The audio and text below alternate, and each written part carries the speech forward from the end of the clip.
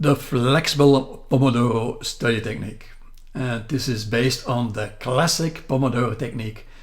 And for those that don't know, the classical Pomodoro is referring actually to a kitchen timer. Pomodoro is the Italian word for tomato, and some kitchen timers had the shape of a tomato, so therefore Pomodoro technique, but actually it's a kitchen timer technique, the classical kitchen timer technique. And that's based on setting your kitchen timer on 25 minutes and have a 5 minutes break and then repeat the cycle. There's an issue though with that, and somewhere somebody wrote down it should be 25 minutes studying and then 5 minutes break. But there is no study that supports this. So therefore for you it might be completely different.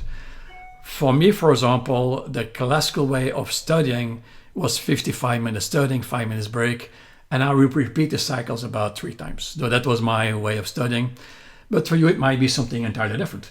So therefore the variation of the flexible Pomodoro, and how does it work? It's very much about when you start studying, looking at the clock, and you start studying until exhaustion, until you need a break. And you use that time period as a benchmark. For example, in your case, it might be 43 minutes. And then you realize, oh, I need a break. So you write down 45 minutes. So that's your benchmark. And then you use that 45 minutes as a cycle to repeat for the next study cycles. So in your case, it will be 45 minutes and 5 minutes break, and so on and so on and so on. And that might be fitting for you for your study material, for the day, the mood, your energy you have. But that is a flexible way of dealing with this Pomodoro technique without being forced to this 25 minutes cycle that everybody tells you to do. That's basically nonsense. So there's variation on this. Is a 5 minutes Pomodoro. It's about kickstarting your study period. It's about you feel not in the mood, you put the time for 5 minutes and you start studying for 5 minutes, and then you will realize you will continue to study more and more and more. So that's just to kickstart you. It's like, oh, I'll do this. I'll put the time for 5 minutes. I'm not in the mood for it, but at least I'll try for 5 minutes. But then you will see you kickstarted your study cycle. So a small element to point out, it's important on the study breaks.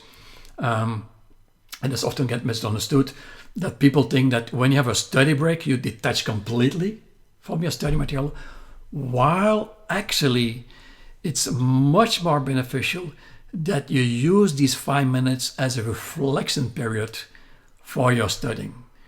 Meaning it might be reflecting what you've just studied, a topic, a specific resume, something that you didn't understand very well and you want to reflect on it. And by reflecting about it, you realize, oh, I missed some parts. So it's very much about zooming out, not completely, it's not about detaching, but zooming out from a study material and still be linked to it, still be attached to it, but not completely detached. So it's about a relaxing way of staying with your studies. So you have a strong study intention still. So it's about relaxing, it's about removing yourself from your books, but it's still about being close to the course. And by doing that, you will be very much in a position to restart your cycle much more faster and much more easier.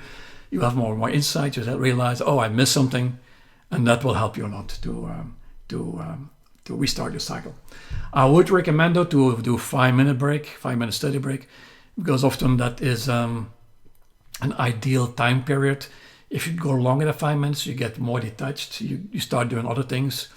While 5 minutes tends to be a really good time period. And you can easily do like a full study period of 3 hours, where you do, let's say, in my case, 5 minutes break, another 55 minutes, another 5 minutes break, and then you close the 3 hour cycle. So by having a 5 minutes, that's ideal. If you feel you need more, fine, you take a bit more time. But it's good to have a 5 minute study break there. So give it a try, give it a go. The flexible Pomodoro technique.